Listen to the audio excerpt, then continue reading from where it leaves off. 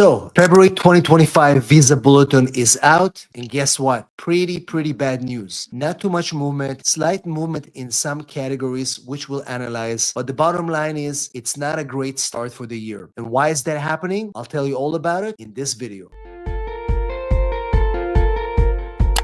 So, February 2025 visa bulletin is here, and unfortunately, I don't have too many good news to report. The movement is very slow, and a lot of our channel viewers, clients, and people that communicate with us, we're expecting a little bit of better news. We're hoping that we're going to see some more movement as the year starts, but that's not happening in the visa bulletin, and there are many reasons behind it. As we do every week, we've analyzed the visa bulletin in writing. I'm going to share with you in a second our blog format. We're going to go through the different charts. We're going to talk about what to expect. So make sure you stick with the video until the end. I'm going to cover employment. I'm going to cover family. And hopefully we'll get to some major categories that I think are going to see major changes this coming year. But for now, these are not so good news. But it's still important to understand the visa bulletin. It's still important to follow it every month. And that's the reason why we're coming back every single month, analyzing it for you on video format, in writing. And in the description of this video, you'll see also link to the blog, so you'll be able to print it out, highlight, and read it at your convenience. So the visa bulletin was just published a couple of days ago, and we already have the report for you, summarizing it for you as we do every month. So let's look at the breakdown. First of all, in terms of movements, as I mentioned, we don't see too much movement, very minimal movement, employment-based categories, some movement for China and India, but in family-based categories, there's zero movement in February. In fact, if you watch my previous videos, I did tell you that I didn't expect any movement in the family-based categories because the demand is definitely higher than the supply. I did predict that probably after spring of 2025, we're going to see some movement, and obviously I'll elaborate about it a little bit more in this video. So if you're inside the United States, the visa bulletin from USCIS says for employment-based categories, the US citizenship confirmed they're going to be using the final action dates chart, and for family-sponsored categories, USCIS will use the dates for filing chart, just like they've done previously in January as well as in December. So let's look at this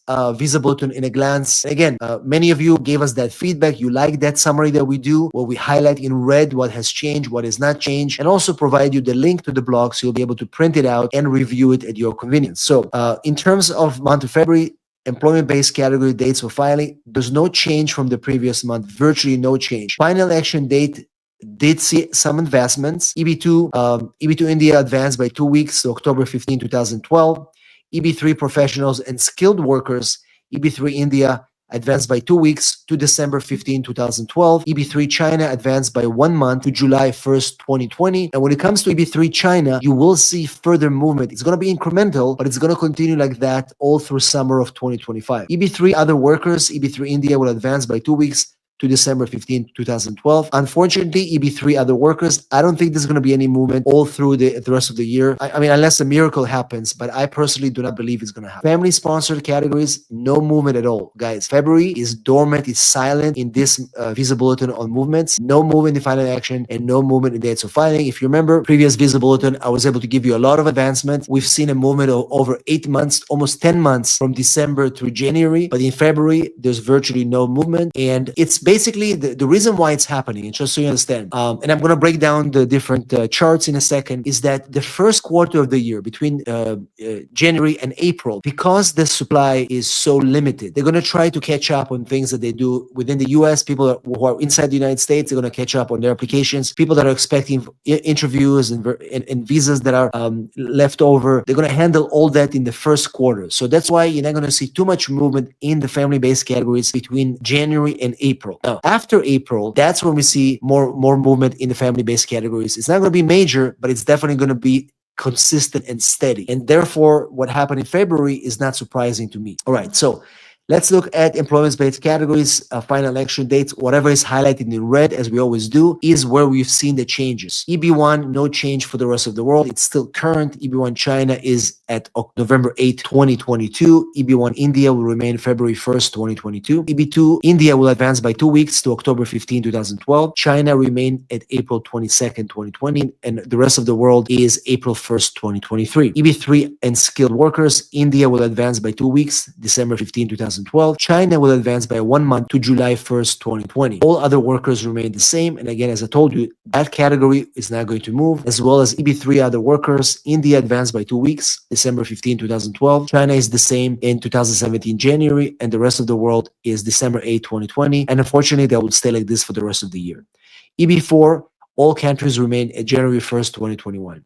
EB5 unreserved categories. India is January 1st, 2022. China is July 15, 2016. And all other countries will remain current at the moment.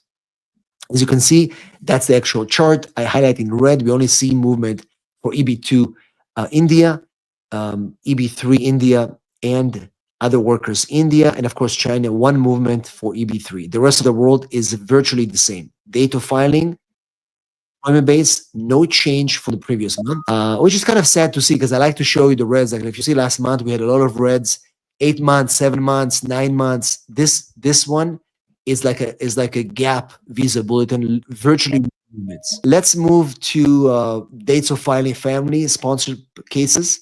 Again, no change from the previous month. If you remember, we had a nice movement for Mexico, October 1st, 2005. We had F2A, 8 months. Moving for last month, virtually no movement today.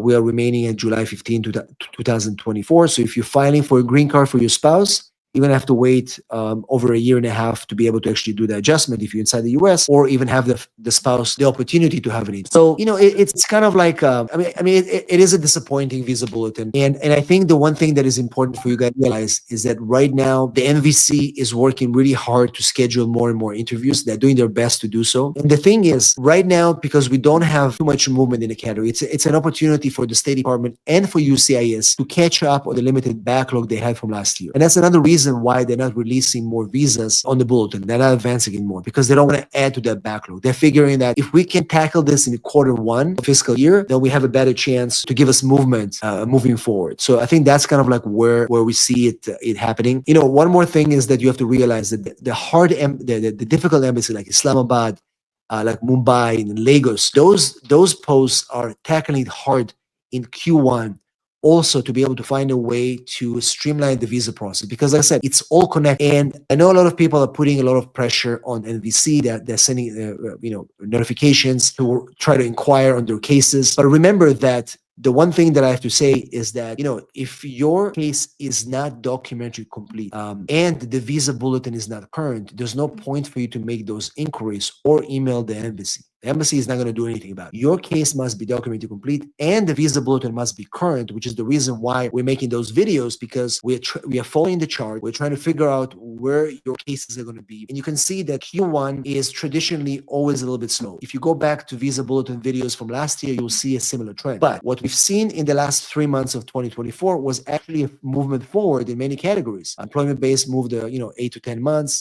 Some family base moved a little bit as well. So there was push in the last quarter of the year. And we're going to see a similar trend in 2025. You're not going to see any movement forward early on, but you're going to see more movement later on in the year after spring of 2025. So what is the conclusion here? The conclusion here is that it was expected. They're trying to work on the backlog. They're trying to use some of these unused visas that were not used in family-based petitions in the employment-based side. There are many things they're trying to do to tackle this. And all we can do right now is try to keep following the visa bulletin and trying to stay up to date so we can keep you posted, guys, with changes. For now, stay positive, keep following the visa bulletin, and as soon as your dates are current, please, please, please file the applications. Do not wait, do not stall, do not delay. If you have any questions about this visa bulletin, please drop a comment below. If you need help with your immigration matters, send me a text 619-483-4549 or go to www.immigrationasap.com. We're here to help you. We're here to support you. Watching, and I'll see you on the next video.